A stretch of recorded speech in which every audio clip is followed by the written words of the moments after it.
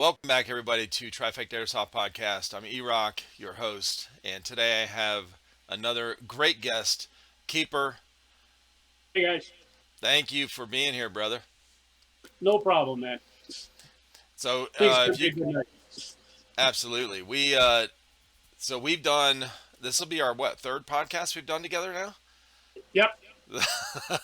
We like talking to each other, um, but I love talking with you about the airsoft stuff you have you have and had because you have so many stories with, you have a long history with airsoft and like you were talking earlier, you never really got it. You didn't have M4. Everyone had M4. You tried to get different guns. So tonight, this is our first uh, gun show with Keeper. So Okay. yeah, this is awesome. And now and the reason I say this is the first one because there's going to be many because we don't even have time to go through all the stuff that I want to go through with his list. He has got Yep.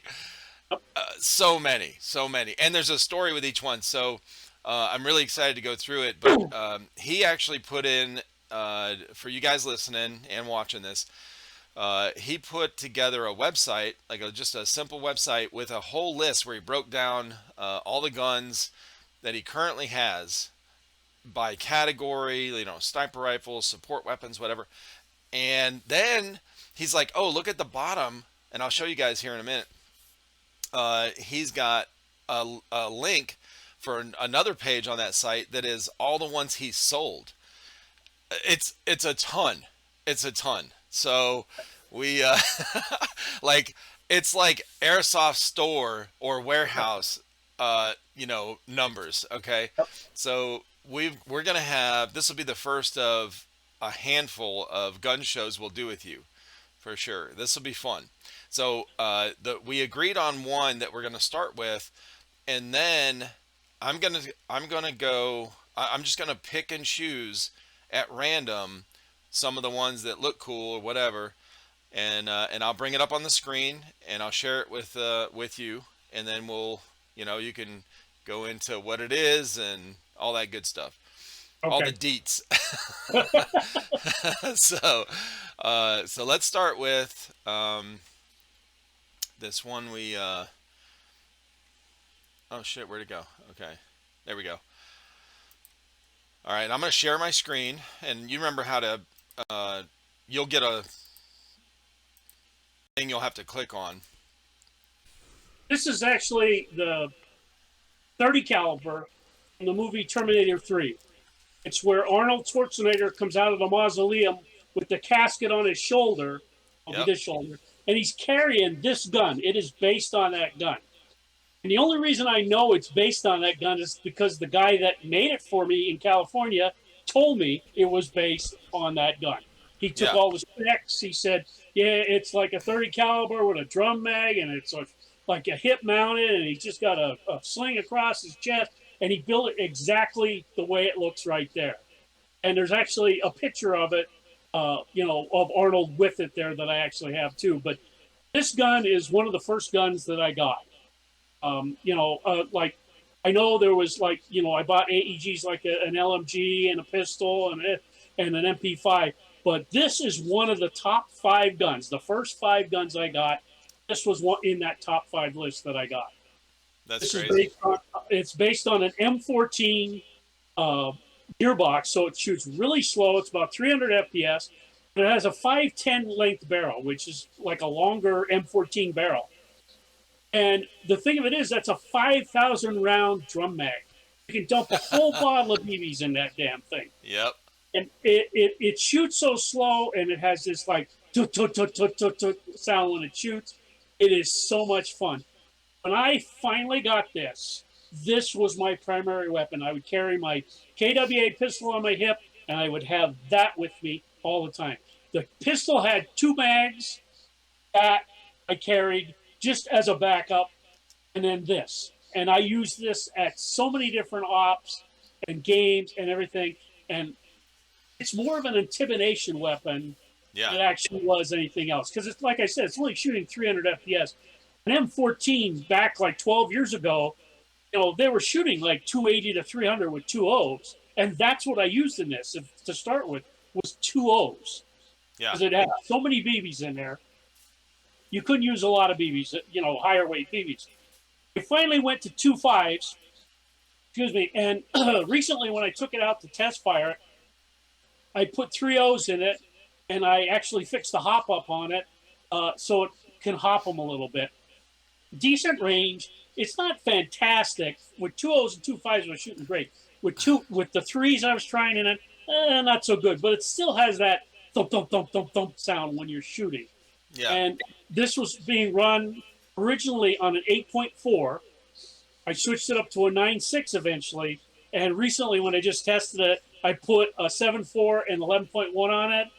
And I like the sound that it makes with a 7.4. 11.1 is a little too fast for it. The 7.4 just gives it that nice little bump, bump, bump, bump sound. Yeah. But this is more of an intimidation weapon than anything else. You just lay down fire. It was decent at the time. It was just a stock hop up with a stock brass barrel. Since then, I have upgraded it to a Type 4 510. I put a new bucking and a different style hop-up system in it. So it actually got a little bit more accurate. Before it was a spray and pray, you're going to cover an area like 20 feet, like just lay down fire with it. And you could walk with it. And that's what I did. I would just walk with it on my hip, my hand on the drum mag on the top, just walking forward with it. It's a lot of fun to shoot. And people think that it's extremely heavy because it looks like it's metal. This is all ABS plastic. That is crazy. Only thing metal is the barrel and the gearbox. Everything else is plastic in there. Even the trigger switch, which is on the side like Arnold's was, is a plastic trigger switch that the guy had made up with 2 contacts on it and a safety switch, which was hilarious. It actually had a safety switch, but it was a toggle switch to turn it off. You turn it off, wouldn't fire. Turn it on, it fired. So there was only one mode with this. It wasn't semi. It was full auto all the time. A lot of fun.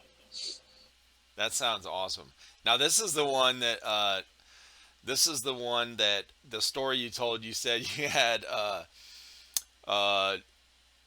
bunch of different colored BBs in there, red Actually, and orange and for the one blue. event. I was running at the time 2.0s, I think, in this, and I would take .12s, yellow, blue, red, green, and a different color red. All like a pastel color. There's all different color 1.2s, and I would mix them in there. Just keep dumping them in there, and when I would shoot it, they would go all over the place, but it would be a massive coverage. Yeah, and that's what one you friend want. of mine, and I'm like, you would shoot it, and if you catch the angle of the sun right, those clear red and green and blue BBs, you could see them in the sun going, because it wasn't shooting that fast, and the massive amount of BBs, you just see these colored BBs coming at you, you're like, what the hell is that? So That dude said, you said, one guy said, I thought I was getting shot by a rainbow or something. yeah, he added an expletive in there too. He said, I'm shot by a rainbow.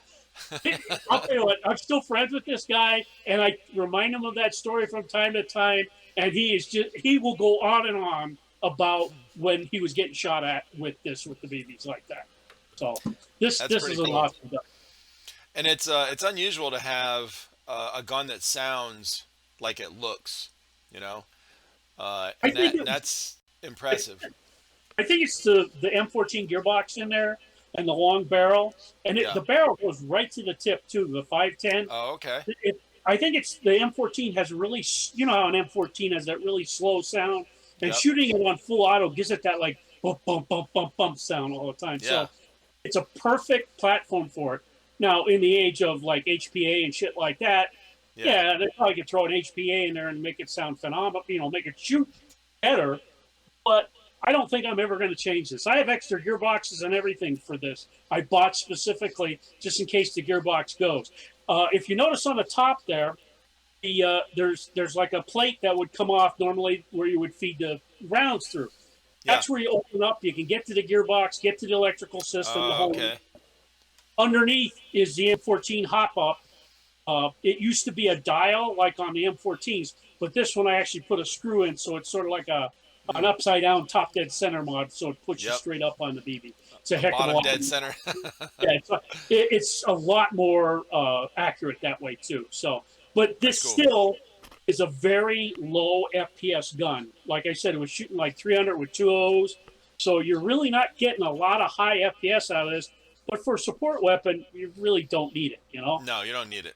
I actually had a guy ask me about making up a Terminator's like a Juggernaut type setup to run with this, and Yeah. I tried it. I tried it for one game.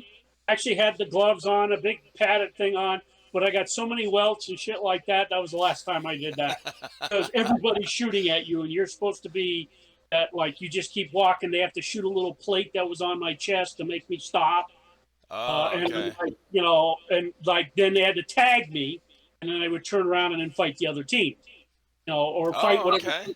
fight for them.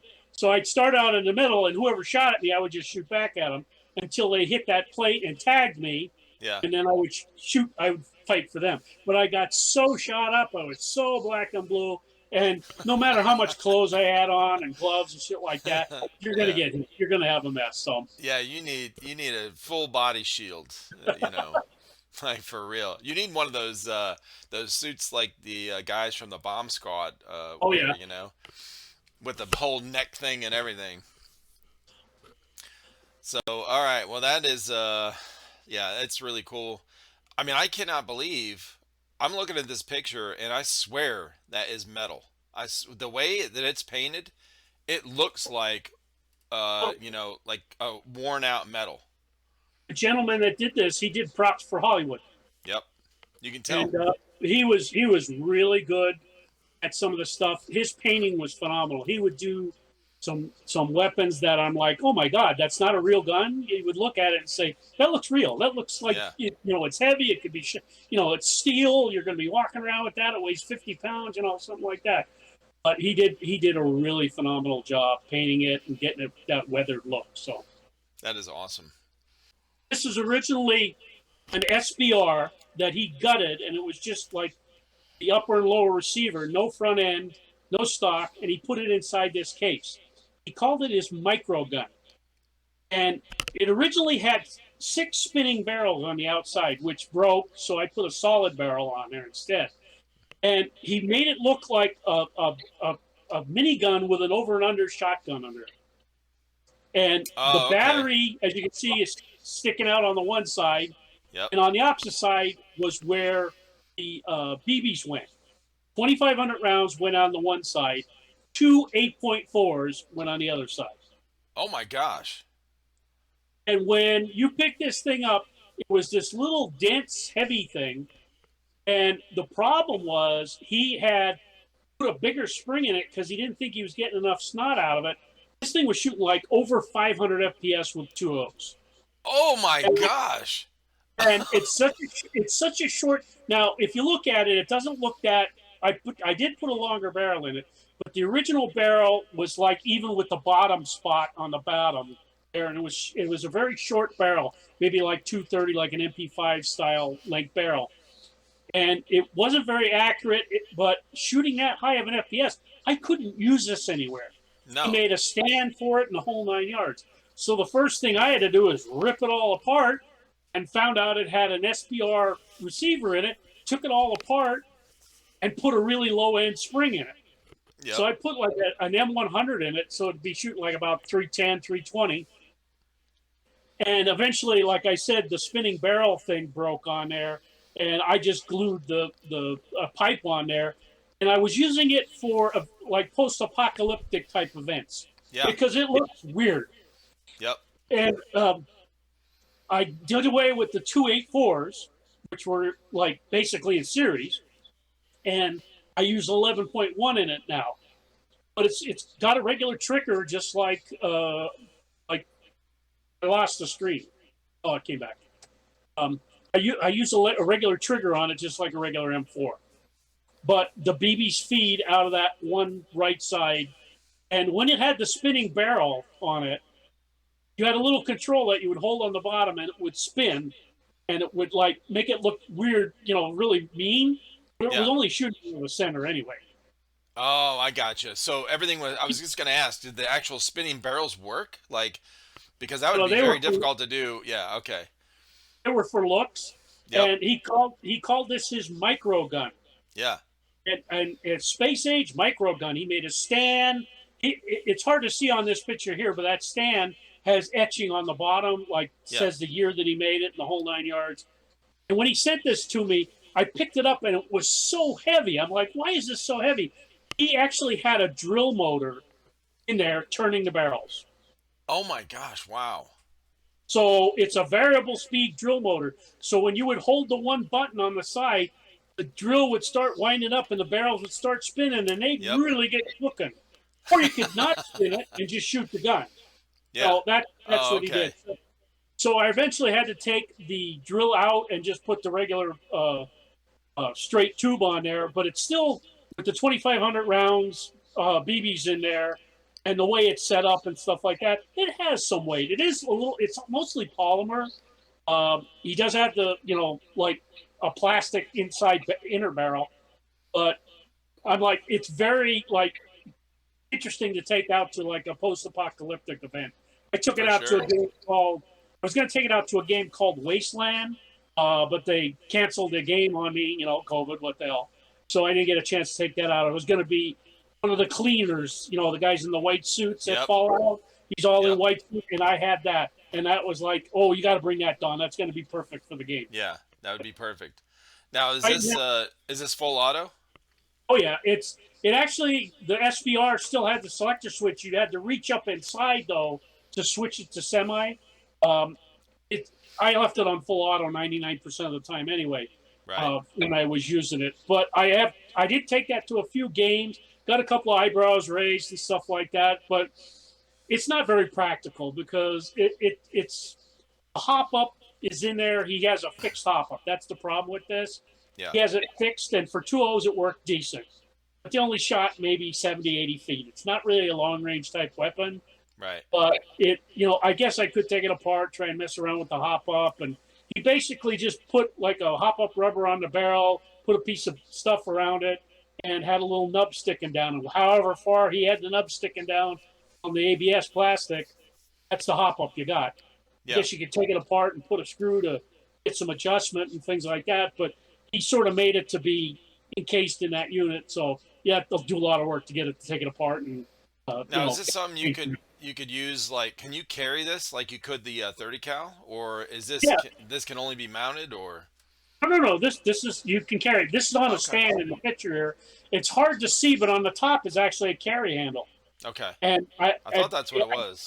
yeah, I don't have it on this picture, but there is one that I did put a sling on it. And Gotcha. it's basically a 1 point sling. I hooked it in the back a little bit. It did hang down, but because the two like sections are out on either side, it sort of didn't lay right. So you basically end up carrying it on your hip shooting it. It wasn't like an aim type weapon. It was just like the 30 caliber. It was just Yep. a spray and pray type weapon. So Yep. Support. That's pretty cool. Now, is it the same guy that made the 30 made this one, or we actually made that too. There's a okay? lot of them you're going to see on this list. The custom ones, like he made all the shells up on a lot of these that I Now, stand. how did you find this guy originally? Like just a friend of a friend? You found him on a forum? I think you said it before. You found him on a forum or Yep. something? Okay. He actually came on my original bulletin board that we had for him, and he come on there and he says, "I sell custom guns," and he had sold a couple out there in California to people, but I guess he had some bad experiences from what he was telling me because when I started buying stuff off him, I'm like, that was the floodgates. I just whatever he made, I was buying. And like he had, like I said, he had got a couple of bad experiences where he had sold things to people, and his thing was, I make the prop, you put the guts in. Sometimes he would put the guts in, but 90% of the time he was just selling you the shell. And people didn't Gotcha. like that. They went, "Oh, make the whole gun for me." And if they didn't like the way it laid out or something like that, they're all bitching and moaning. Me, I didn't care. I was getting fantastic crap. I can do a little work to get something to work. Right. So when he was shipping stuff out to me, he said, "Oh, Don, the hop up's not the best on this. Maybe you should mess around with it." And then bang, bang, slam, and I got it working. So that didn't bother me when he would do stuff like that for me. Right. That's cool, man. What a cool contact to have for specialty guns. Yep. All right. Well, let's go. Let's go on to the next one here. This one, this is a collaboration between me and him. Okay. I said to him, Because that looks I full metal. That looks all yes, metal. it does. Yes, it does, and it's all plastic. And I said to him, I said, and his name was Ian. I said, Ian, I like the spinning barrels. Did you ever do anything like a double gun, like a double MP5 or something like that? And he said, I have an idea for one. And he showed me concept art, and I don't have it anymore. And I kicked myself for getting rid of it. He Yeah. hand drew basically this picture. That's awesome. Now, what this is, and those barrels spin, but they're only shooting out of the center.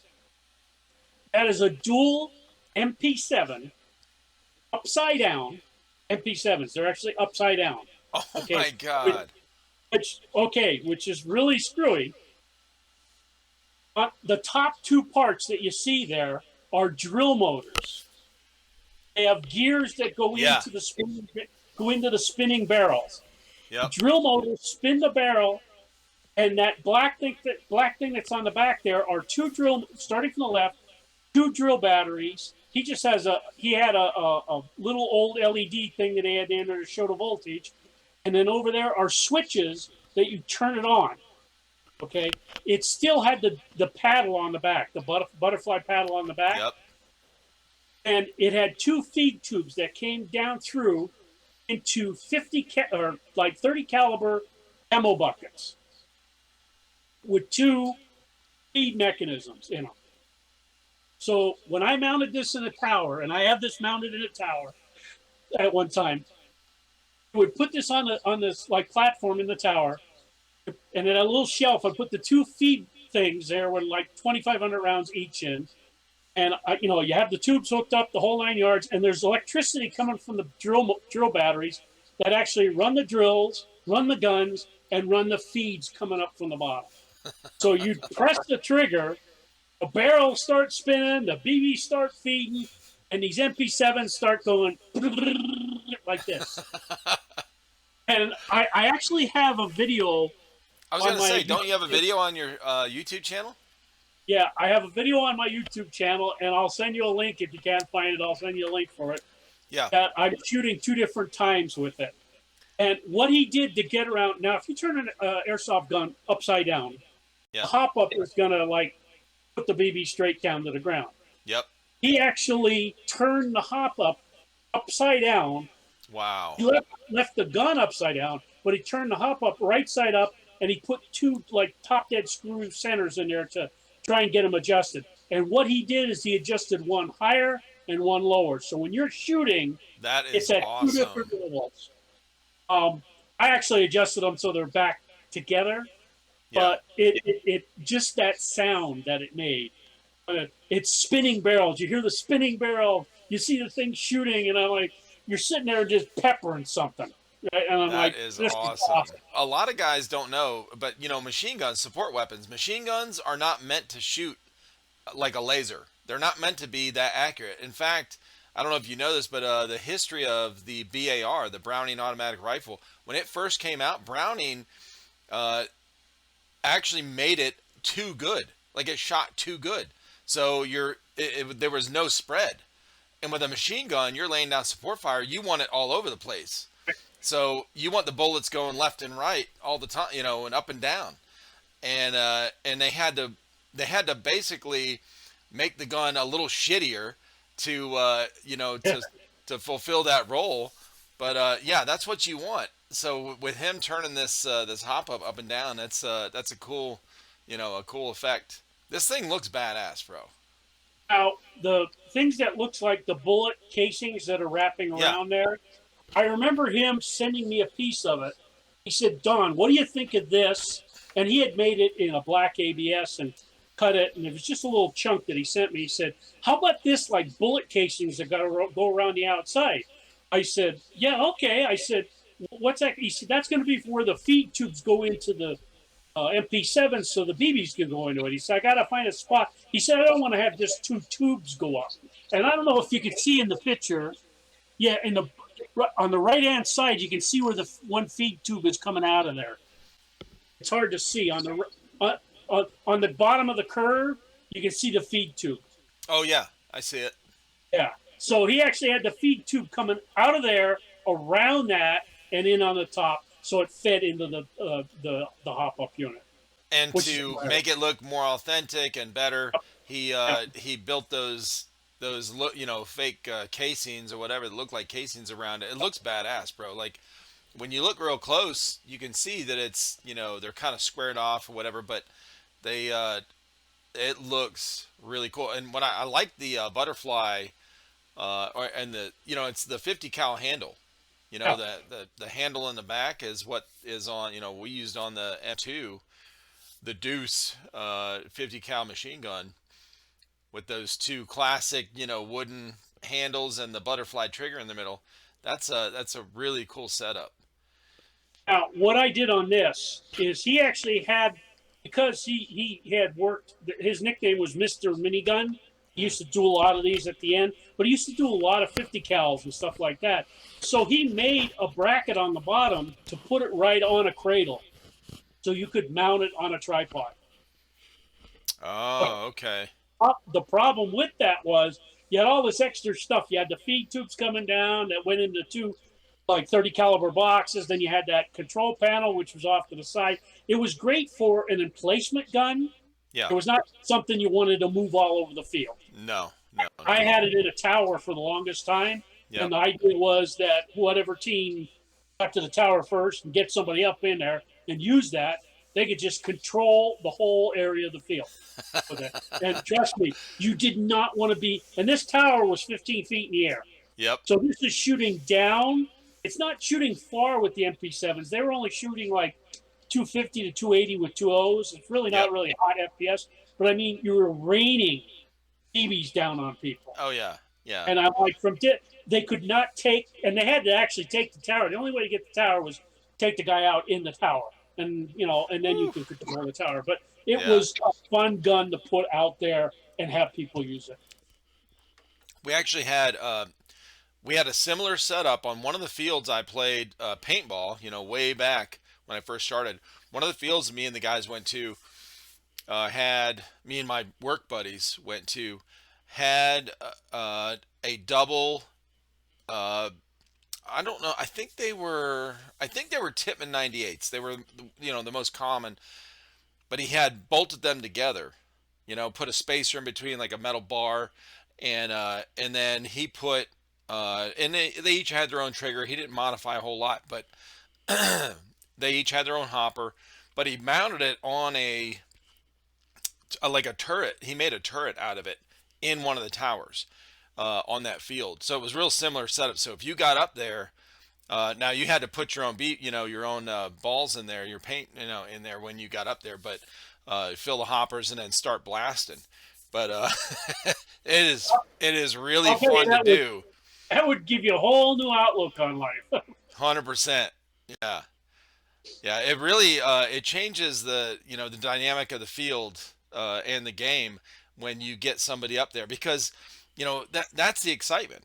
And there's excitement with playing capture the flag, of course, but when because there's a time limit, right? In your head, you're like, "Oh, we got to get it before the other team." But with something like this, Yeah. like what you're talking about, you you gotta like, dude, everyone's excited to get to this thing, Yep. This was made for a game at a field that used to be about 45 minutes to an hour south of my house. We had two teams, and the reason for the different colors was that the red team held an area, the black team was attacking. So the black team, the red was area of effect when they would land. They both were area of effect. When they would land by you, it would take out a large area. Whoever was around, or the ref would say, "You're all dead. You're dead. You're dead." Whatever. Oh, okay. Stuff. So now these didn't have BBs in them. These are mortars. For you guys that are listening and not watching the podcast, these are mortar tubes with Right. two rocket looking mortars, whatever, that go in them. Now, how did they shoot? How are they Okay, propelled? they actually come. Each one had a Mad Bull high capacity shell at the bottom.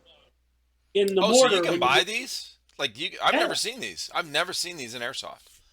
I made these. I meant the Oh, shells okay. that you got, the mortar or the Yep. grenade shells, the Mad Bull high capacity shells. Gotcha. Basically, this is a big plastic body with a bipod on it and a screw at the bottom, so that when you take the rocket with the grenade shell at the bottom and drop it in there, the bottom part hits the screw at the bottom, shoots the rocket off. And if you look on the left side, those are Oh, whistling ones. So when they would go okay. off, they'd go and land. Oh, that's awesome.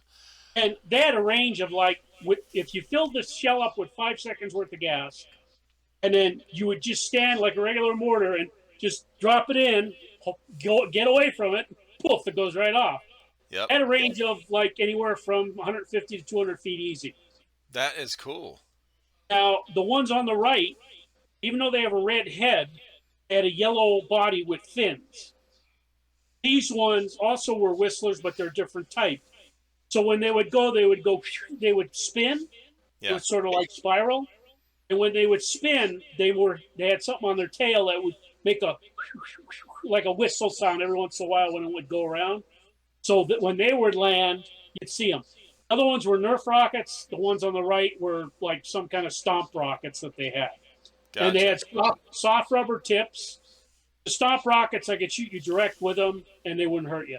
The Right. Nerf rockets, maybe if they come down on your head, they might give you a little bang, but I don't think it would do any damage to anybody. We used these at 2 events, and the last event, the stomp rockets, the red ones, the last mortar the guy fired got launched into a tree by accident.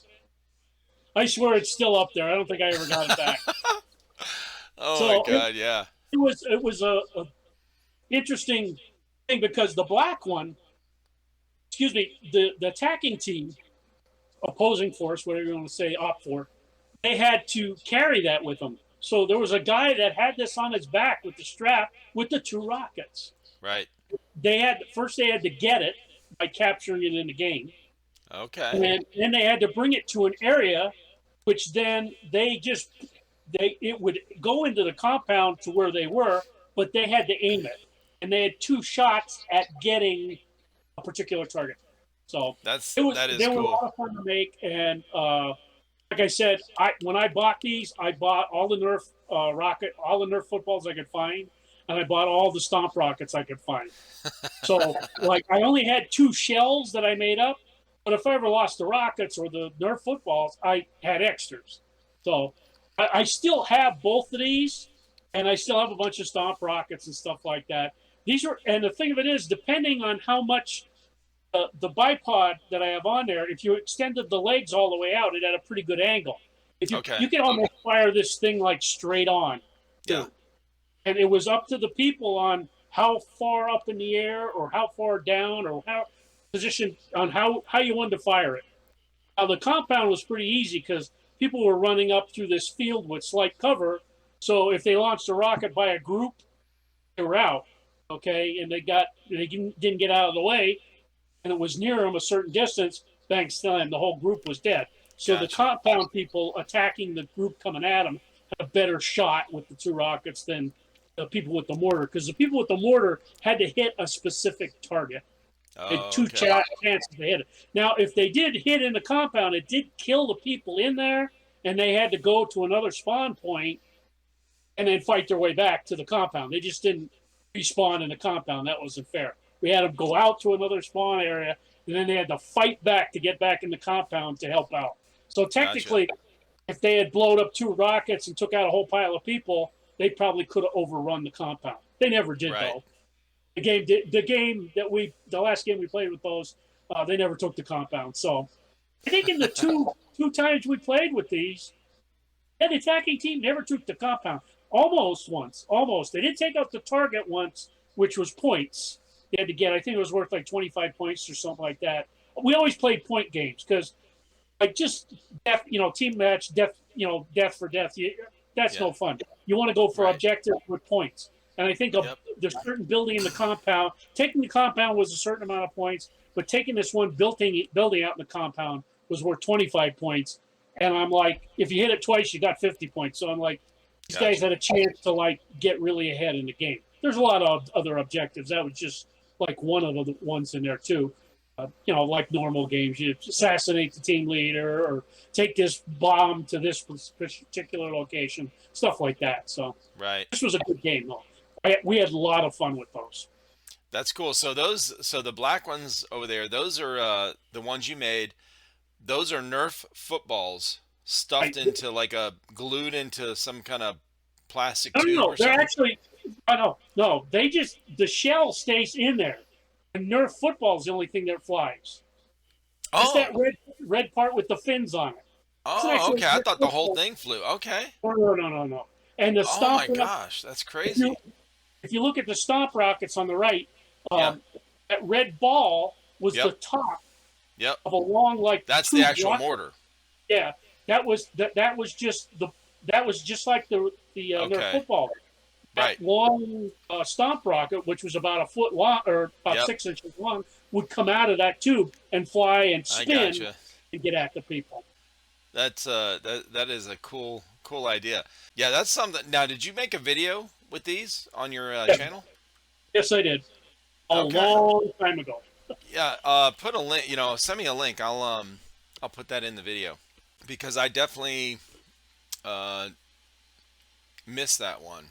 Cuz I looked at a lot of your videos that were like specialty stuff, like Yeah. those the minigun, the microgun, the dual one.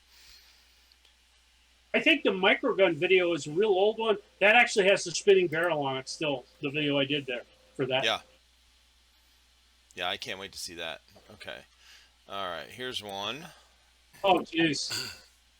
This is my TM MP5 or TM Mac 10. Yeah. There's so many mods to this. This is like the original. Oh, I'm sorry, wrong gun. This is my JG Mac 10. Okay. I'm looking at it and I'm like, no, that's not the TM. This is my JG Mac 10. Yeah.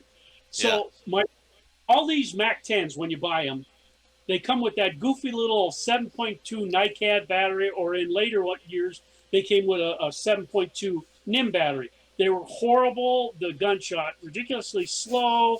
It was awful. So the first thing I did was I modified them so you could put a battery in there. Now that Yeah. particular one, that's a newer one that has a 7.4 battery in it. So this gun, it's nice and quiet. It's more reliable now. You can use it all day as a sidearm, even if you want. Now this Yeah. big suppressor that's on there is kind of superfluous. Is you take it off there, just use it as a pistol to take with you 50 rounds. It's a lot of fun to shoot. Semi full auto. It's a good backup for, like, say, a sniper. I bought this because I actually had a TM-MP5. I totally modded the hell out of it. So I said, I want to get another one, but I don't want to buy another TM. JG makes one. Let's buy that. I just wanted to have another one that was sort of stock itself. I used to, Yeah. before I modded both of them, I used to dual wield them in some like pistol only games because as long as I left it on semi, Right. the guy said, okay, it's a pistol. I could use these in our pistol games. So dual wielding 2 Mac 10s with 50 round mags. I had such a blast with these. And they didn't shoot really hard. They shoot like 280 to like maybe a little under 300 with 2.0s. So they're not a really high FPS gun. So they're really fun for like shooting close range. You don't have to worry about you're going to hurt somebody with this. They're not a real high rate of fire, even with a 7.4 in them. They're just more consistent having that kind of battery rather than the goofy one that's in there. Yeah, for real. Yeah, you can always tell those Mac 10s have that, that weird looking stock, extendable, shoulder stock back there. That always like you got arthritis holding it because you chicken winging it so hard to try to pull it up to you. Yes, exactly. The top All of the right, list right there. Sniper rifles. I bought this on a whim. This is not the metal one. This is the Lancer Tactical that L82. I think the name of it or something like that. Mm-hmm. Yeah, it's all polymer. It uses AEG springs. I think I put the biggest spring I put in there that it could pull back and not tear your hands up.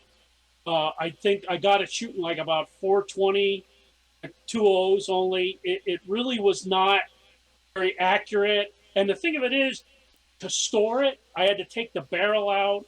I bought a breakdown shotgun case that would just barely fit the body. And I had to take the barrel out. And every time you kept taking the barrel out, the hop hook would mess up. I never could keep it working right. So I thought, let's make this. It was so ungainly. It was so long and stuff like that. And the barrel, when you look at that barrel, how long it is, it only came about halfway. I'd say about a third of the way up that barrel. The inner barrel was about a third of the way up. That was wow. it. Holy cow. I said, why doesn't this have a longer barrel? But you got to remember, it was a spring gun. It wasn't it wasn't an AEG or anything. It was a spring sniper rifle, so we had to cock it back. So the barrel was way the heck like under the scope there. So I took that barrel apart, cut the end off it, and I put that big silencer back on it, so the barrel is right at the end of the silencer, or right at the end of the suppressor now. So the barrel's about a third of the length it is now. It's a really short gun. It still shoots about 420, but because I'm leaving I'm leaving it together now in the case, it'll fit. It's decent, but I could never get anything above like a 2.8 to shoot decent. As soon as you went above a 2.8, it just doesn't seem to have the right hop up. The hop up, just no matter what I did, it just didn't have enough snot to keep the 3.0s or anything above 2.8 going. Yeah. But running 2.8s in this, I had a lot of fun. And because it was a little bit over 400, I always thought about putting the lesser spring in it and just using it like normally all through. I could shoot people at any distance then if it was under 400. Right. But because it was over 400, I had a 100-foot engagement distance, and it really was not the best gun for accuracy. It was a lot of fun when I would bring it to the field. People would look at it and say, "Oh my God, that must be heavy." You could hold that with one hand; it was polymer. It was a lot of fun. It's easy to upgrade, but as a sniper rifle, there are 1,000 more choices that are a hell of a lot better than this. The only other thing that I did to this is the charging handle was this little piece of plastic sticking out. Yep. And I'm like, that is not going to happen. Yeah. So I went and got an SVD extended handle, and I actually JB welded and pinned it on the outside of that. So now I got a big grip that I can pull back on it. It makes it a little bit more difficult to put it in the case because it sticks up. I always have to lay it on that side with the thing sticking up, but it makes it easier to pull back on it. And I mean, the spring I put in it probably was the highest I could put in it without destroying it. It's got a pretty big pull to pull back. And I mean, after you've used that for about an hour or two on the field, your arm starts getting tired. I'm saying now, you got to rest that stock on your on your inner thigh to pull that to cock it.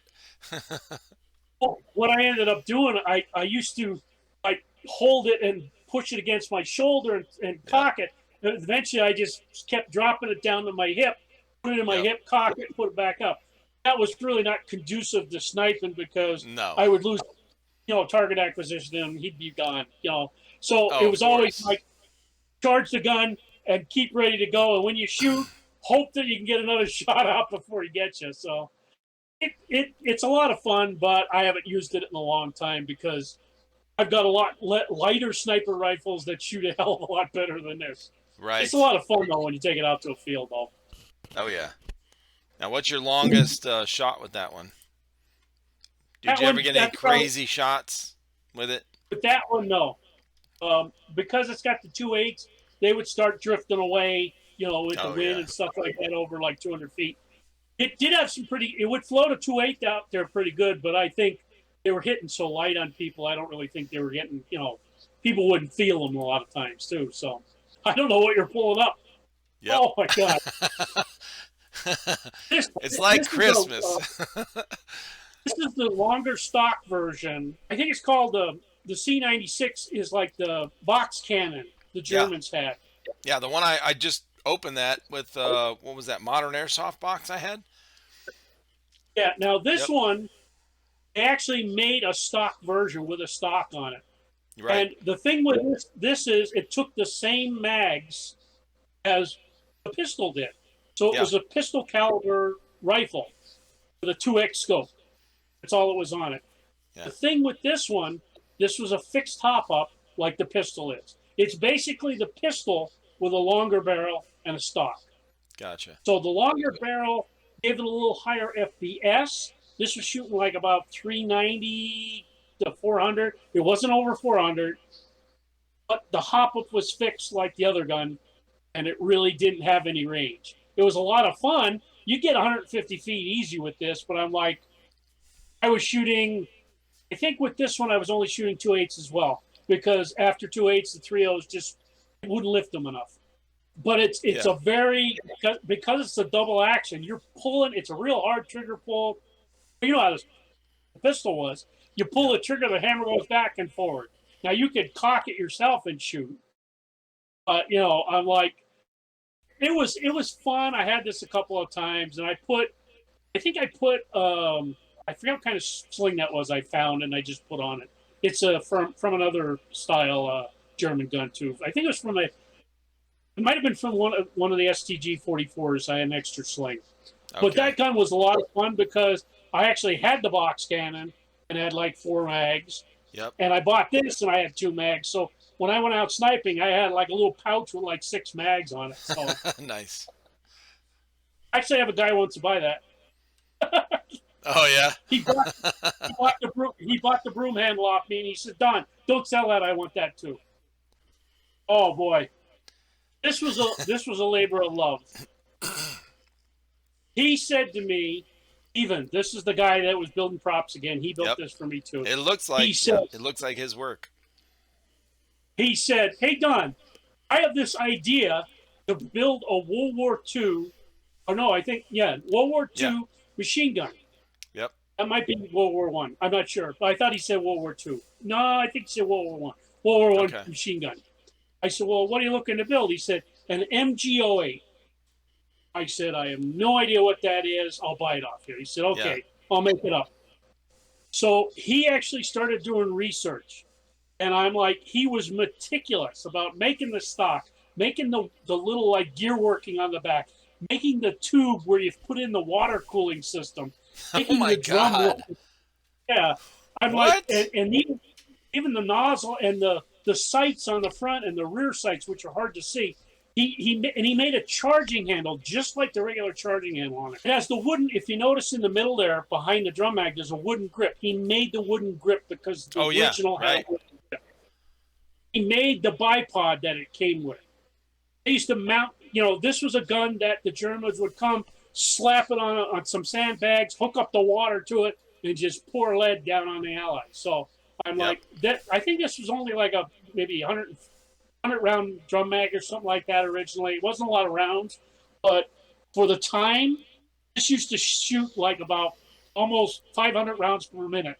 So it's like 9 rounds per second, which was a lot back then. So I think, I'm not quite sure if that's exactly right, but this one, he gave me the shell and he said, "Don, you need to put an M249 in this." I said, "Sure, no problem." He said, "I have one. I'll give you one." He sent the gun. I put the M249 engine in it. I put the hop up, the feed. He gave me all the parts to put together. I put the feed in there, and it wasn't quite feeding right. And he said, "I got an idea for another hop up. I'll send it to you." Sends me this other hop up. Yeah. Put it in there, shooting like a champ. I filled it up. That was only 1,500 rounds. The battery and the BBs went into that. That actually flipped open, and there was a big container where you poured the BBs in, and the battery went on the side. Oh my gosh! Okay. You pour the BBs in, you flip that thing shut, and add a little wing nut to hold it shut, and then you just start shooting. And the 249 engine, barrel, and the barrel went right almost to the end on this too, which is hilarious. And it started shooting, but it was one of those guns that when it was finally done, it was so nice. I didn't want to take it out anywhere. I would shoot it when people would come over my house. I would take it out and put it on a table when we had a game and say, "Oh, look at this. Everybody'd look at it. We'd put BBs in it. We'd shoot it. We did that. And then I'd take it back in the house. It's still sitting up on my gun cabinet behind me. I had a guy in England. That is funny. guy in England said to me, "I'd love to buy that off you." He said, and this was years ago. He said, "But the shipping would kill me coming over here." He wanted to buy a lot of my World War II stuff, but he said I could never pay for the shipping to get it over here to the UK, which probably would have been like killer going into the country. But he actually shipped this to me in three big parts: the main body, the barrel assembly, stock, and the drum mag was all separate, and I put it all together. And it is not real heavy. It's all ABS plastic. I was just going to ask you, is it's his classic metal look, but plastic? Okay. Yeah, that looks so authentic. He actually made inside that round tube, he made barrel spacers that put the barrel at the bottom so they come out to the flash hider at the front. That is awesome. That's and it's actually, the thing of it is, the cap for the water cooling system, he was going to make that. And he said, "Do you want that?" I said, "Well, it's just something else I got to hook up to it." Never had it made. Yeah. So technically, I probably could go get one and put a real one on it and make it look like a water system. But I'm like, I don't need to do that. I don't think I'll ever take this out and use it. This would be something I would just sell and like get it out of sight, out of mind, so I don't see it, and let somebody else do whatever they want with it. Now, have you've never used it on the field? No, other than just showing people and letting them shoot it. It has never seen any actual field use in a game or an event. Now, did you do a video on your YouTube channel on this? Yeah, when I was putting it together and doing some odd things on it, yeah, I did make a video or two. I don't know if I did a video of it shooting. I might not have, because I really didn't do a lot. I didn't do a lot of videos of this gun shooting. I don't think I did any at all. I did do one of putting it together and things like that. But I don't think there's actually one that you can see it shooting out and doing things. Oh well. Yeah, that's definitely. I could tell when I was scrolling through and I looked at this and I was like, oh yeah, this has to be one of those guns that guy made because it looks so real. Besides the wood stock on the end. Now, like something like this, or like a World War I, World War II reenactor. Yeah. If they would, something like this, they wanted to put it together or had a game like that, I would probably sell that to them because I'm not going to use it for anything. It's a good showpiece. I even have people walk in here and they're like, "Oh my God, is that real?" I'm like, "No, that's not real." They look at the gun case, they see the other rifles, and they look up and they see that friggin' machine gun on top there and like, "Oh my God, that's real." No, that's not real. Yeah. I actually sometimes take it down and show them. It's real light. I can take it right down and just hand it to them and say, "Oh my God, this weighs hardly anything." So. Yeah, that's funny because it looks so real, and it's so big. They're like, most people are like, "Dude, why do you have a machine gun?" Probably this would be a good candidate for like an HPA engine and a setup for like an emplacement in a game, and this would probably make somebody a really good weapon. But the first time you fall and break it, you'd cry. So I'm like, that's why I never take it out anywhere. For real now. This is a one of a kind. I don't really. If somebody else buys it and wants to break it, that's up to them. Me taking this out and falling with it, I would kill myself. Now, are you still in contact with this guy? Sadly, he passed away. Oh shit. That's what I said too, because he had a lot of stuff that I don't know what his ex-wife did with the information and all the stuff that he had in his shop. Yeah. I'd have just sold it off to somebody or trashed the whole mess. He did send me right before he died a whole bunch of templates he had and a couple of plastic parts of various things. He said, in case you need them for something. So I did get that stuff. But as far as anything that he was working on at the time at the end, I missed out on a few things. So. Well, he had to be young, right? What? But he died when he was 54, which is very young. Yeah, that is young. Wow. So. That's too bad. No, I think he smoked pretty bad too, so maybe that a contributing factor. Who can say what's going on? But He always had a cigarette in his hand when, showed a picture of him. So Yeah. this is actually a VSR 10 made by CSI. It's a really cheap VSR clone, VSR 10 clone, but it's got a Wolverine bolt system in it. This is exactly, yeah, that's an HBA sniper rifle. This is how I bought it off the guy. The regulator, the mags, the whole 9 yards. This is the gun when I got it home. This is what it looked like. This guy, chain smoke, like we were just talking about. I mean, one cigarette's out, he's lighting another one while he's putting the one out. Oh, Lord. That wrap, I had to take that wrap off. I had to soak the sling and clean it. I actually took the gun all apart, wiped it down, cleaned it with as much as I can, cleaned the mags, cleaned the regulator, cleaned the tank, cleaned everything. It had cigarette tar everywhere. Yeah, and then the actual scope had like nicotine on the inside of it. I had to actually clean it with like Windex clean. Oh my God. The regulator he has is a Storm regulator. It's their standard one. Yeah. The Wolverine bolt. Now this is the old one. This is the new Wolverine bolt M. The old Wolverine required a battery. Had a little battery in the stock, 7.4 micro lipo. And even as high as I could turn that regulator up, and my own regulator, get it like 120. That's all you could get out of this. The gun was shooting really low. I mean, it was really bad. I mean, I couldn't, it was like 350. I couldn't get anything out of it. I'm thinking there's something wrong. I got a leak. I got whatever. So I contacted Wolverine and I said, my regulator's got a problem. It was still under warranty because I had the serial number. I sent it back. They fixed it for nothing, which was shocking. That's awesome. I had told them what was going wrong with the gun. They're saying, okay, maybe one of the lines has got a clog in it. Maybe you got a problem with the O-rings. So I bought an O-ring kit. I bought a new set of lines for it. It had cigarette tar in it, bro. Yeah. So I replaced the lines. I replaced the O-rings. Put it back together. It shot more consistent. But I still couldn't get, even though the regulator would go like up to almost 130, I couldn't get anything out of it. It was like 125 PSI. It still didn't seem to have the snot.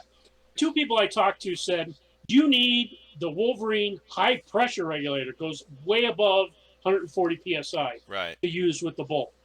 I said, really? He said, yep. It's the only way it'll work right. So I went out and I bought the HBA, the high pressure Storm regulator. Yep. And I set this thing at I said, I'm just going to, for the hell of it, I put it at 150. Like a friggin' nail. Phew, the thing is going out there. I'm like, I wonder what FPS I'm shooting. Right. So I put a 2 in just to see. Put a 2 in, it's like 525. I'm like, oh boy. Woo, damn. So I said we were working with Jules at the time. So I said, I'm gonna put some like 4.0s in it, which is what I wanted to use. Yep. And then I'm gonna set it so I can get like 2.3 joules, which is 500 with 2 O's.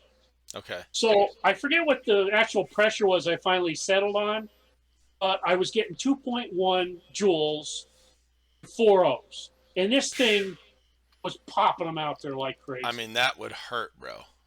And I mean, it had some snap.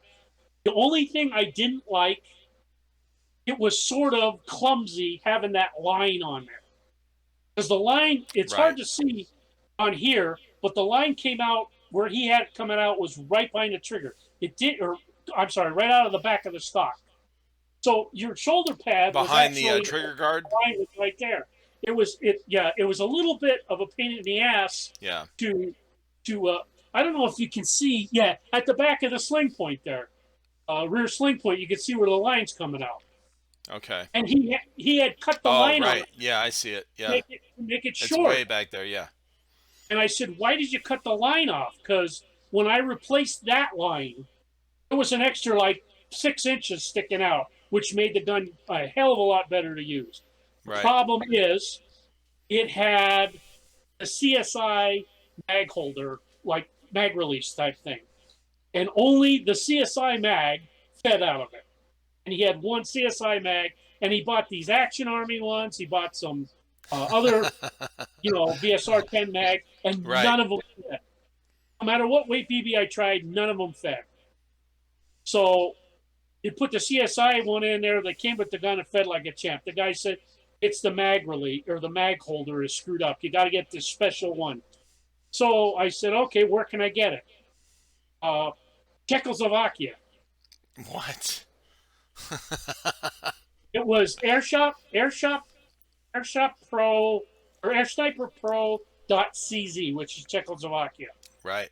But while I'm there, I ordered like the mag release and holder, and a couple other parts while I was in there, hop-up unit, the whole 9 yards. Got the mag release, and there was a video on like how you had to do a little filing or something on it. I said, I'm not filing shit until I try it in there. I put the mag release in there, tightened it up, put the CSI mag in there, fed like a champ. Tried the Action Army mags, fed like a champ. Tried the other goofy ones they had bought, they fed like a champ. I said, Really? I ain't doing no friggin' mod on this. No. What it was doing was the Action Army mags, I don't know, are shorter or what they are. They used to hold 50 rounds, where the actual regular VSR 10 mags held like 26. Right. The Action Army ones had a little extra spin on them, so you get 50 rounds. Okay. But the mag holder just held it up a little tighter. When you would put it in, there would be a real big click that it would push it up, and they fed flawlessly. So I still have this gun, and this is my backup sniper rifle. This isn't my primary one. This is my backup sniper rifle, because if I don't have to take a rig on my back, and yeah, for real. What I've eventually done is I've got a gas mag pouch. It's a small one over the shoulder thing. I put the tank in there, and I just have the line sticking out on the bottom, and I have it like put through my belt loop so it's out of the way. Yeah, that's the best unencumbered package I can do. I still have like a small little chest rig on with the 6 mags here across, but if I'm going to be a sniper, I'll use my other sniper rifle. I don't have to have a tank. I don't have to have all this other stuff. I was going to say, is there a benefit? Now you have experience with this, using this type, HPA sniper and regular, like a spring or whatever.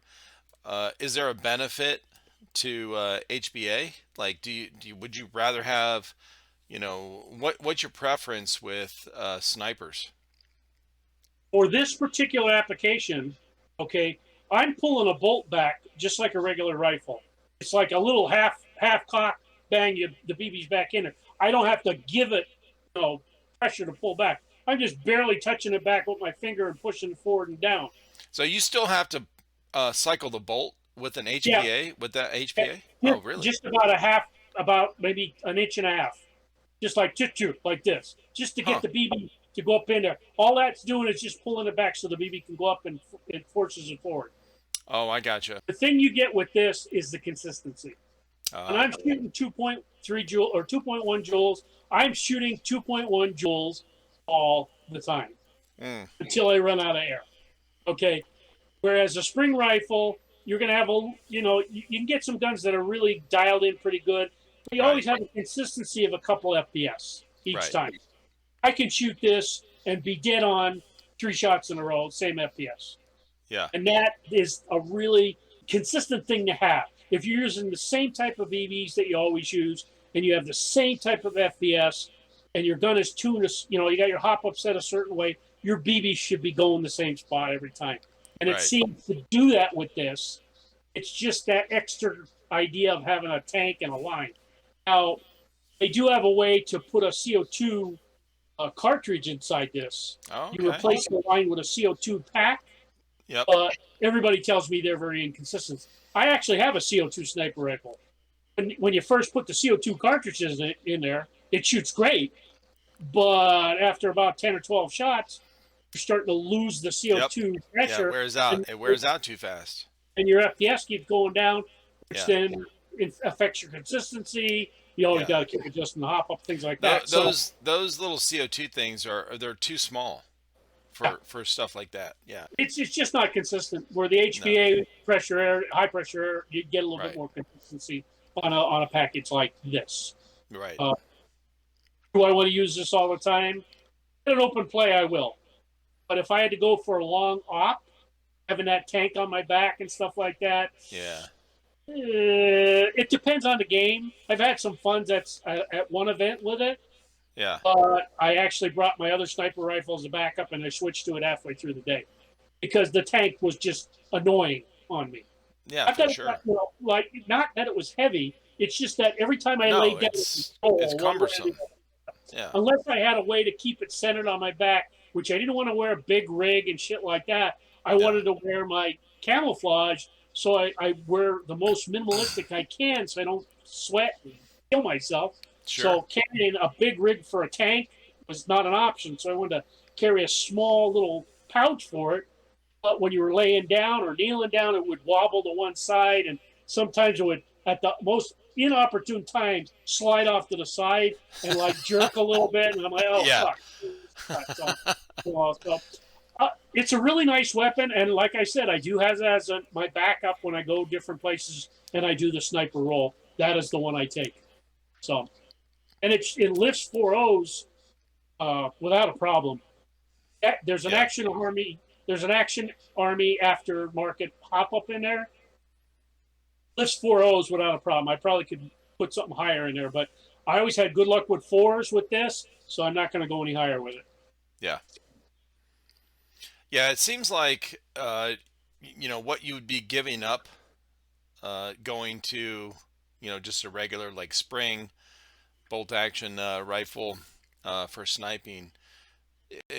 You're not giving up a whole lot, I mean, Well, because we've had some snipers that the spring actions that are pretty freaking accurate, or consistent. Now we've had some shit ones as well that are all over the place with every shot. Yep. And we thought, it was us. We thought it was the chrono. We thought it was the, whatever. And it was the rifle. But One thing you notice though, or that I have noticed, I've been given a sniper rifle that someone says to me, "Oh, this is a piece of shit." yeah, All right, Don, can you put this in it? Then I'm like, okay, I'll take a look at it. First thing I do, clean the barrel, check the Yep. hop up, put it back together, then start shooting a lot of BBs because a brand new sniper rifle, it won't have the hop up on. It has to wear in a little bit. I've always found that out. You got to run a couple hundred rounds or more through it to see that it's actually shooting consistently. Because the Right. first 2 or 3 mags, you're like, oh, he shoots here, shoots there, shoots that. It's crap.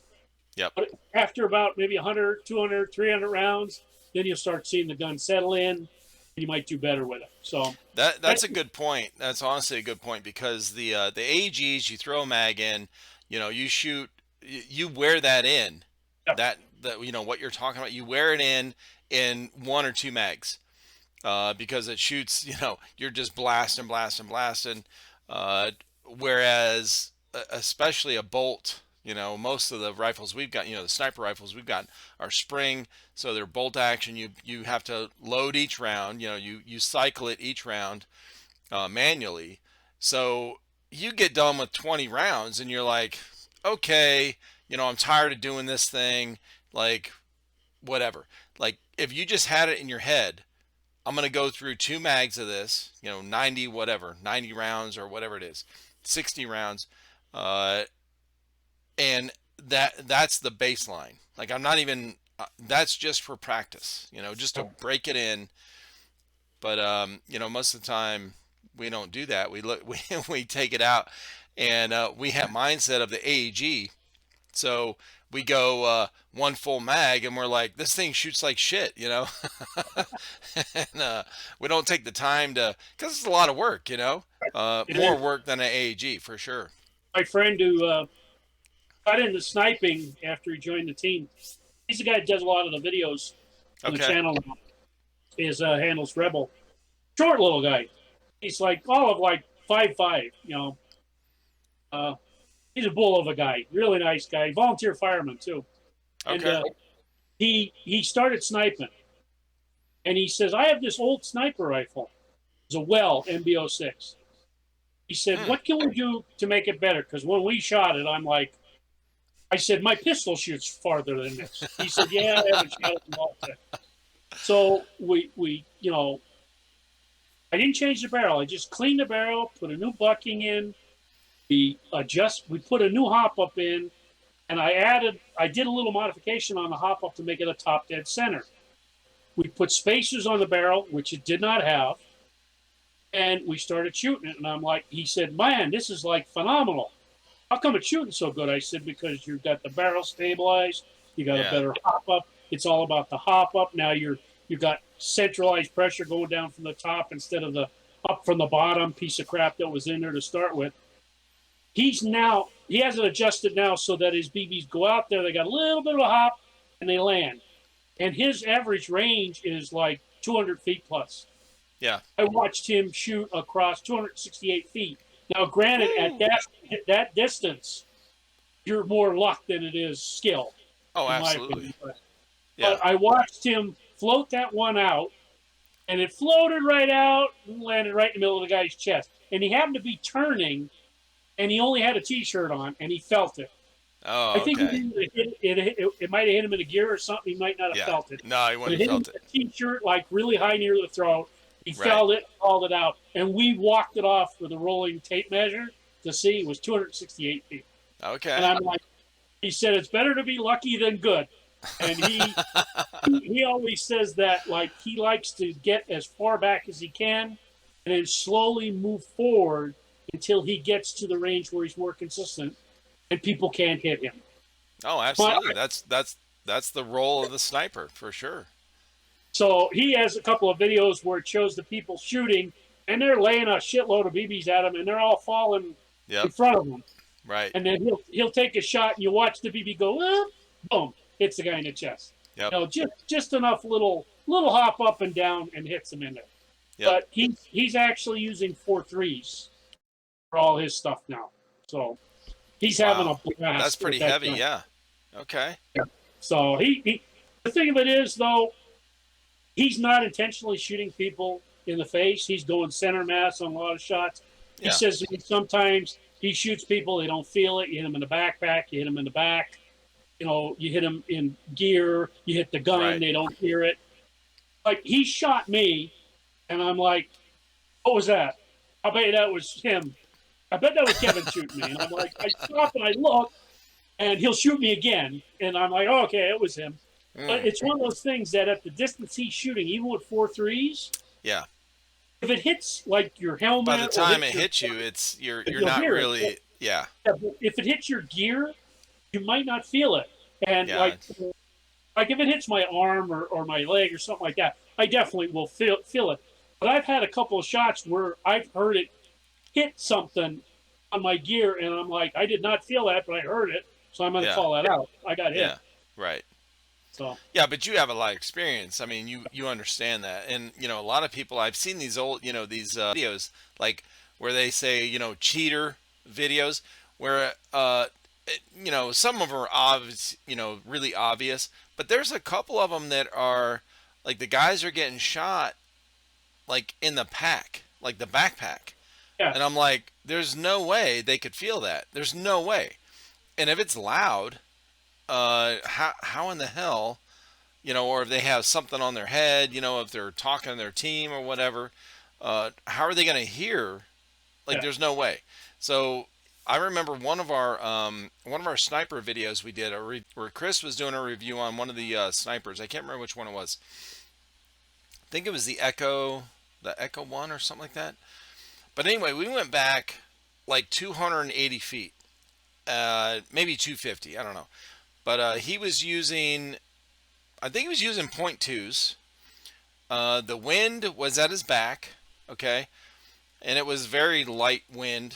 But I was standing at the target, and I was filming because we didn't have the GoPros at the time. This is early on, so I was just going to film the target, and then Coltrane was going to film him shooting.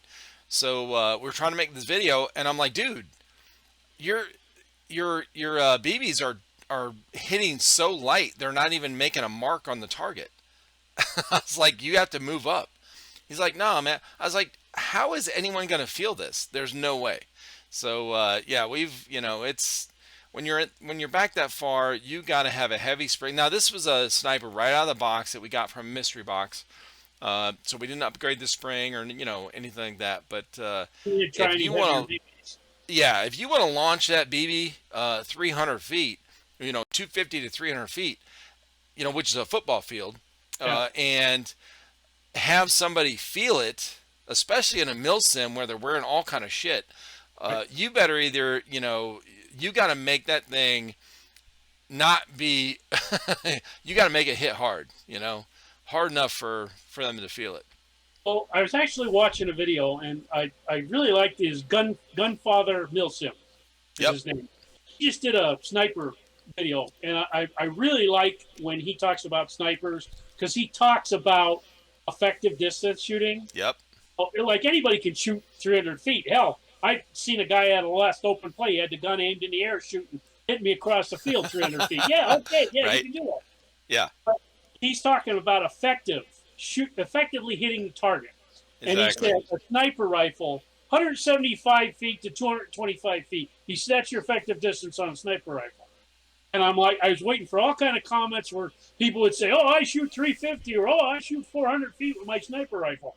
I'm like, a butterfly could fart and that BB will go off to the side at 300 feet. Right. AEGs now and HBA, minimum distance is 100 to 150 feet.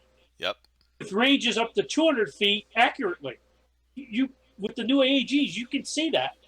Okay, a sniper rifle, 175 to 225, is effective when they're concealed or they're attacking from a flank that they don't know they're at. If they're going head to head against an AEG, forget it. They're outgunned.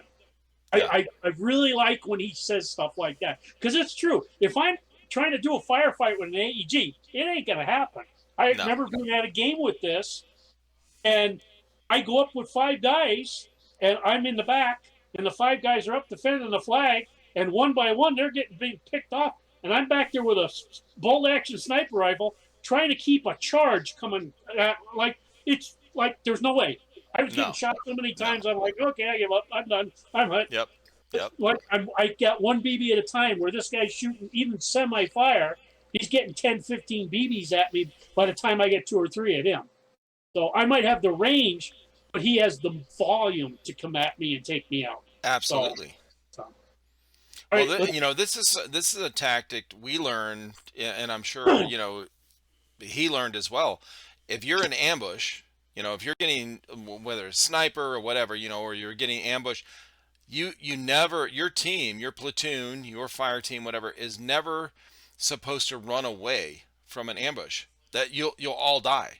You might all die anyway in an ambush because once you're in that position, you're kind of fucked. Okay, but the only way to remedy or even have a chance at it is to run toward the ambush.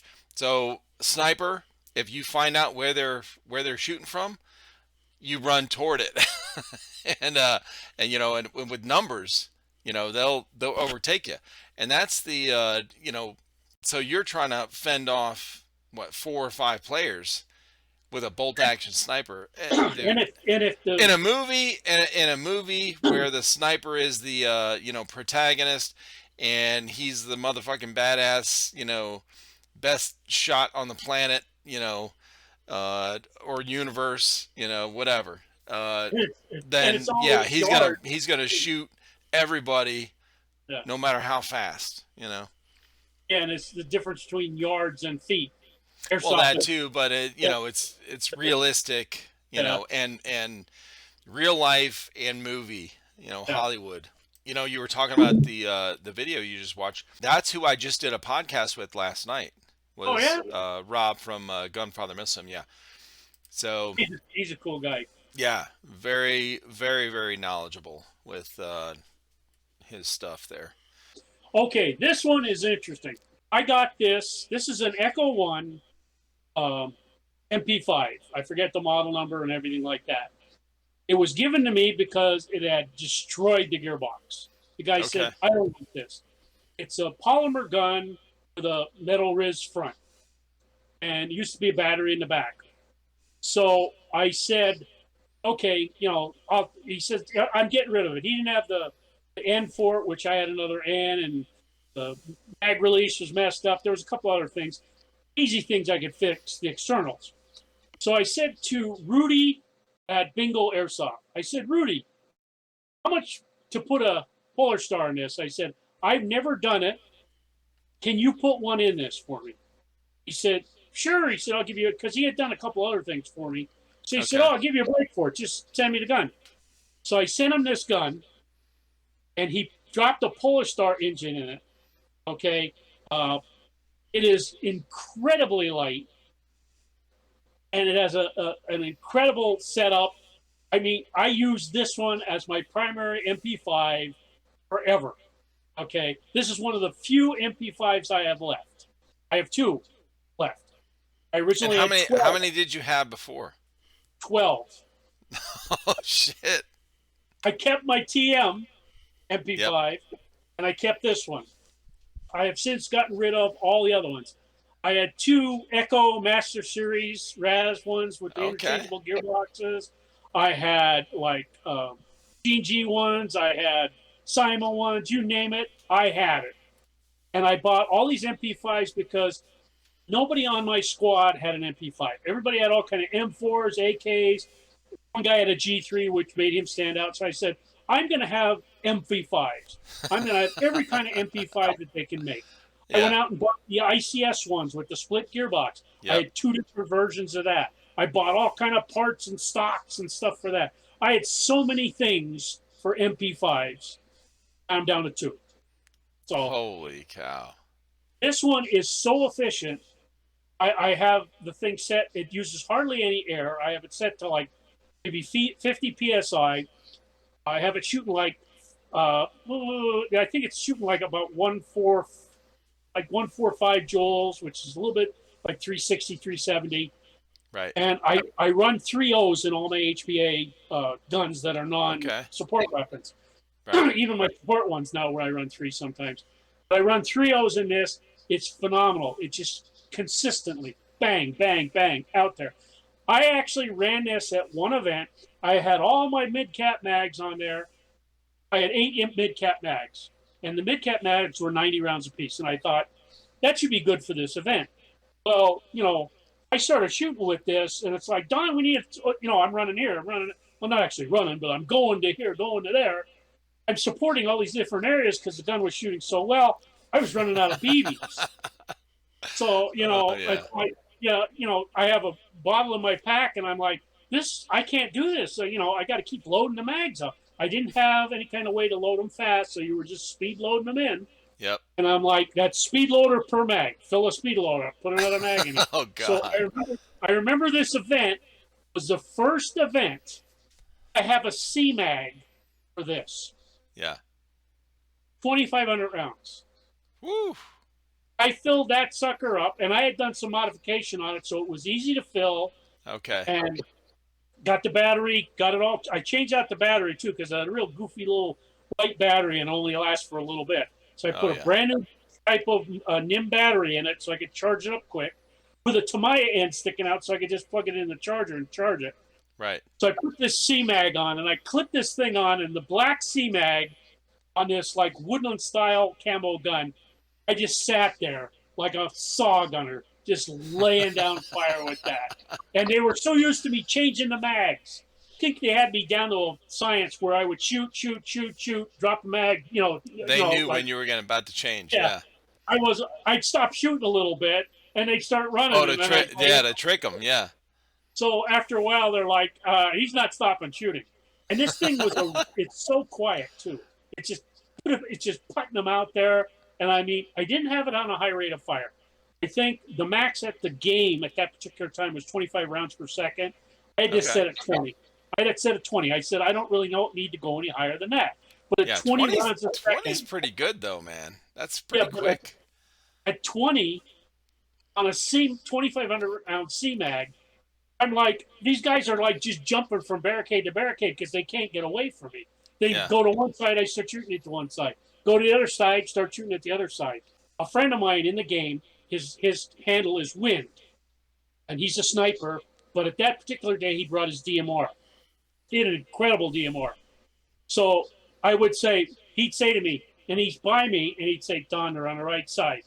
He said, make them move to the left. And I'd fire at the right side, and they'd all run to the side, trying to get away from all these BBs sitting here, and he'd pick somebody off because they would come too far out. That's so smart. So then he'd say, okay, make them go to the other side. I'd go, and I'd go on the other side of the target, and I'd fire a big round of burst, and they'd run over here, and pretty soon you'd hear, hit, he'd get another guy. And he said, keep them moving, keep them moving. We did that for like 20 minutes, just moving them back and forth on the big long barricade. They got so pissed off at us. We got overrun because they took us from both flanks. All our guys got killed on us because we were concentrating on this group instead of watching what we're doing. Right. But we got killed on either, because they came on either flank of us. But that was such a good day. I'm like him with that DMR had the range, me just moving them. I wasn't hitting anybody. I just laying down a big shitload of BBs on somebody that they're like, what the hell is this? And get away from So this little thing turned into it sounds like it turned into a support weapon. Yeah. Now, it was funny because the event organizer had said only mid-cap mags at the time. Oh, okay. And halfway through the day, they changed their mind and said, there's quite a few people. If you had a high cap, it was like, I don't know if you ever heard of a guy named Moondog. They call them Moondog rules. If you have a high cap, you wind it up and you start shooting. But then when you got to wind it again, you got to take the mag out and put it back in again, then wind it. Oh, okay. What simulates you changing a mag. Right. Okay. Gotcha. It was a good rule. That way you could use a high cap. Yeah. So all these guys are saying, hey, I have a drum mag. I can't use it because it's, this and that. They said, I think it was like right after lunch, we were getting our ass handed to us. They said, you guys can all use box mags now, drum mags. Yeah. So I put the C mag on, and we had a blast after lunch. We still lost, but I'm like, we were doing better. Yeah. So. At least you had fun. I'll tell you what, we had a lot of days like that. I remember this was an event at a prison in Roseville, Ohio. Oh, shit. And we went in, like, he couldn't go in the buildings. I could go in the buildings, but I couldn't use the C-mag in the building. That's what the ref said to me. So I just take it and throw it in my dump pouch, pull out a mag, throw it in there, and I'm clearing cells with this guy going down this hallway. And, you get these break rooms and big areas, and you're fighting in these long hallways. All you see is BBs strafing down. You're like, okay, we ain't getting in here. We got to go somewhere else. But it was an old abandoned prison, and like we were all worried about like going in a cell and shutting the door, getting locked in. Yeah, getting locked in. They said, no, there's a big mechanism. They got to turn to make it. I was gonna say you can't move the doors. Yeah. Yeah. So he, it was one of those things, and we could go on the roof. There was 2 floors. Oh, it was incredible, getting on this second floor, and I'm on the second floor, and I'm like, okay, we can't get out of here because they had both stairways blocked. So we're all trying to go down the stairs and take them out as we get out, and we're getting killed, and we got to get out of the building, go back to spawn, the whole 9 yards, or wherever our spawn area was. And I'm like, I think we started out with 24 people upstairs, and they overwhelmed us eventually because they took 2 areas and kept coming up the steps until they took us out. We were in like a big cafeteria, main area. And then it branched out into areas. Then there was these stairways going down. And there was a basement, too. But we could only go in one section of the basement. But when you went down there, you had to have a flashlight. I didn't have a flashlight, so I was going to say, was it dark down there? Yeah. Yeah. But they said there was a lot of action down there. It was the most fun I've ever had.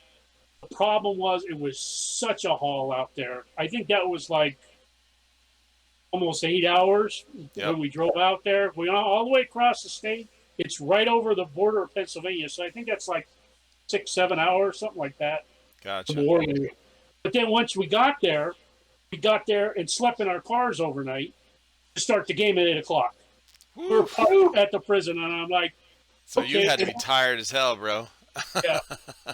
And, of course, there's like in the van we're in, there's 6 of us in the van. So like all the gear's piled in the back. So you don't have a real lot of room. You're sleeping like in the seat. That's all you're doing. You're just sitting there like this, sleeping. Y'all put your heads on each other's shoulders and just knock out.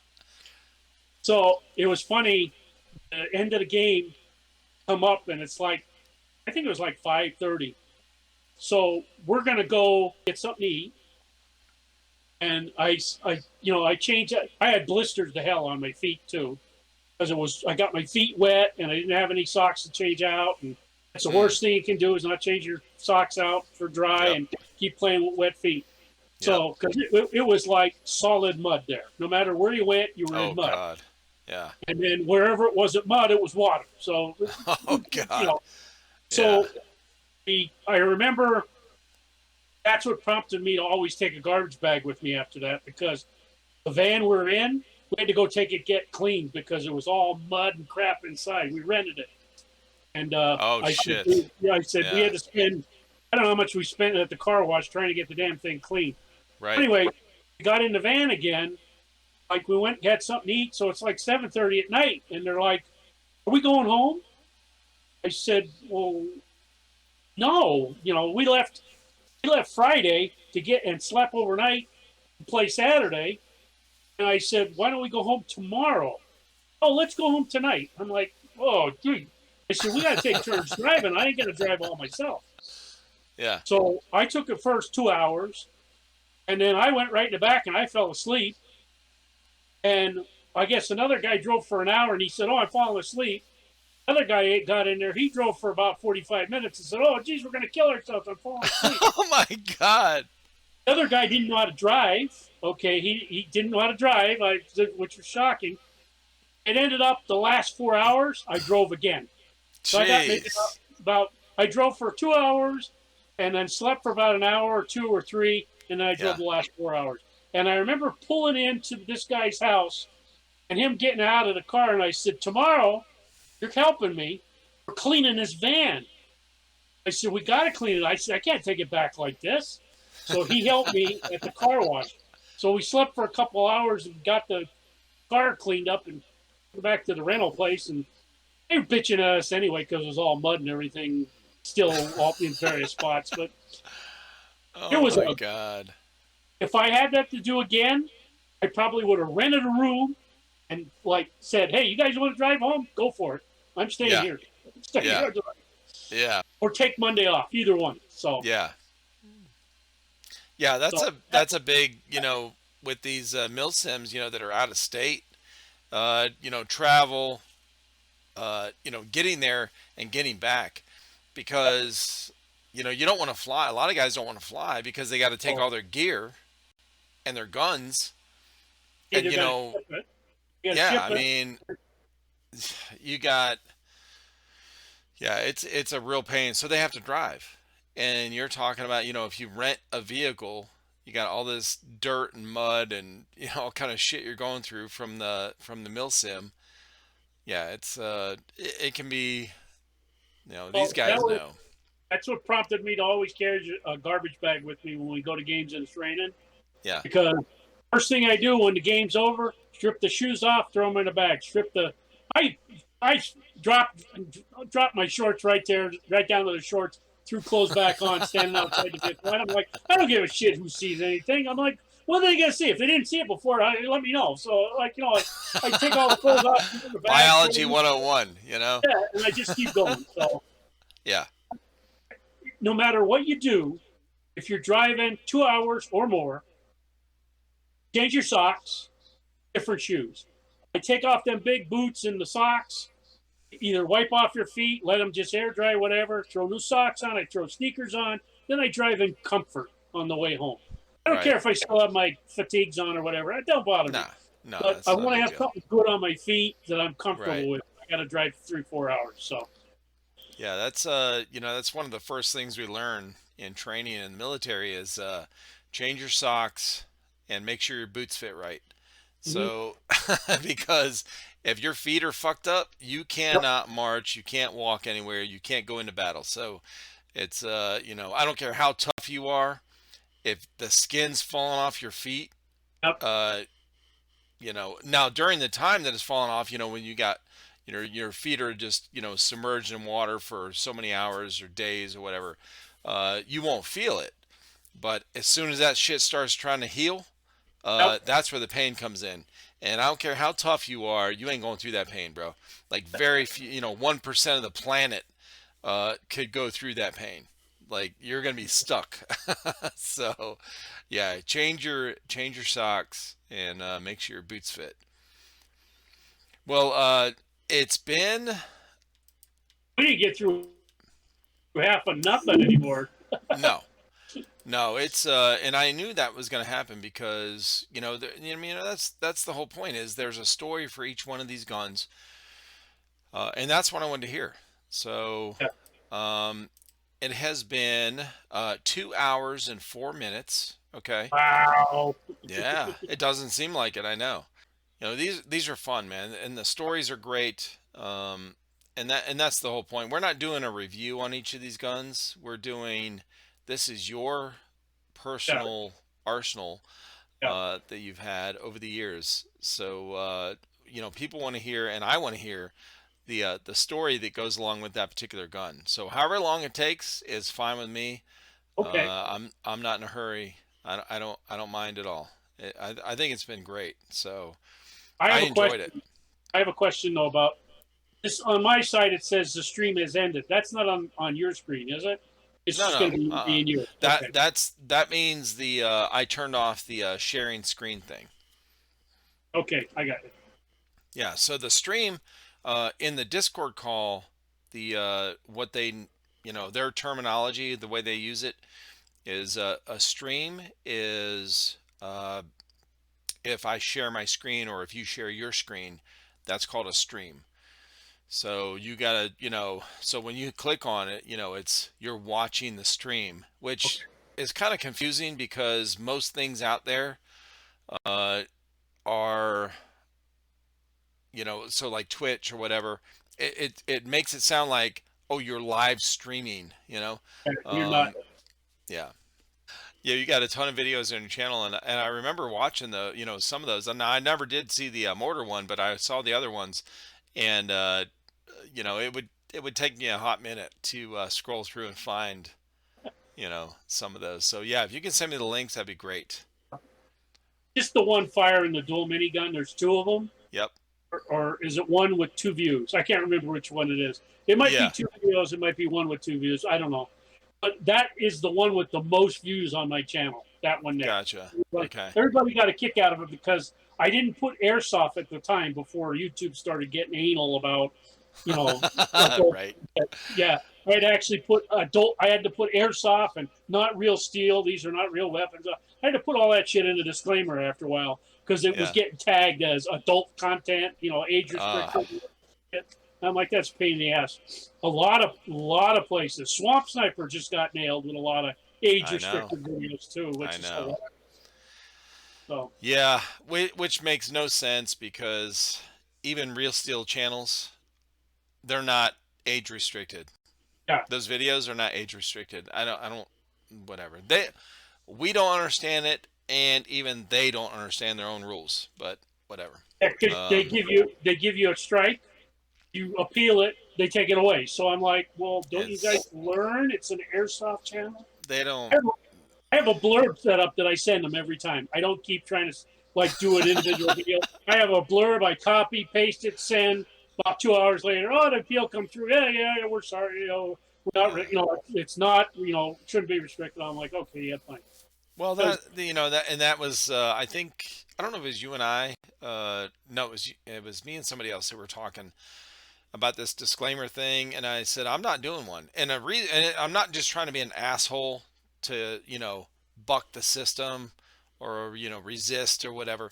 It's if YouTube had a standard, like a real rule, that yeah, they wrote in their in their terms and conditions, that was very specific, or even just basic specific, okay, uh, and they followed that rule across the board for their whole platform, right, then I will do, and it required a disclaimer, whatever, then fine, I'll do it. But because they won't take the time to, implement a rule in the proper way, they can fuck off. Like, I'm not doing a disclaimer. And So there's no if rhyme they're or not going to reason how follow to do their it. own rules, I'm not going to grovel at their feet to try to get views for my for some of my videos that get tagged, because they're just, they can't figure out what the hell they're doing. I'm not doing it. So if they come up with a rule and a standard that goes across the board to everybody, then fine. That's fine. I'll agree with it. It's their platform. They can choose however they want to do it, but do it the right way Yeah. or fuck off. That's my attitude. So And they're tagging videos for like 7, 8 years ago on mine. no, And I'm they've like, gone back to the very gear, beginning of ours. Yeah, it's gear. It wasn't a replica, a gun, a weapon, whatever. no. It's a piece of gear I'm reviewing. And it got tagged. It's there. It makes no sense. Their description is horrible. Uh, yeah, it's really vague, and even the vague part they don't even follow. So Yeah. if they start following their own rule, then I'll follow it. If not, then you're a hypocrite and you can piss off. So, but anyway, but man, it's been great. We will continue. So probably in the next couple weeks, we'll do another one. Just And let me know when. yeah, absolutely. I appreciate your availability, man. You're always willing. I'll text you at the last minute, be like, "Hey, man, you up for a podcast tonight?" You're like, "Hell yeah!" So I really appreciate that. Seriously, I'm I'm not the just, most forward-thinking person, so when I get home from work, sometimes on a weekend night or whatever, on a weeknight, I'm like, "Man, I got some time tonight. I wouldn't mind doing one. I'll just shoot you a text." And it's always worked out good. So I do appreciate that. not a problem, man. We'll do it again soon. All right. We'll see you later, man. Awesome.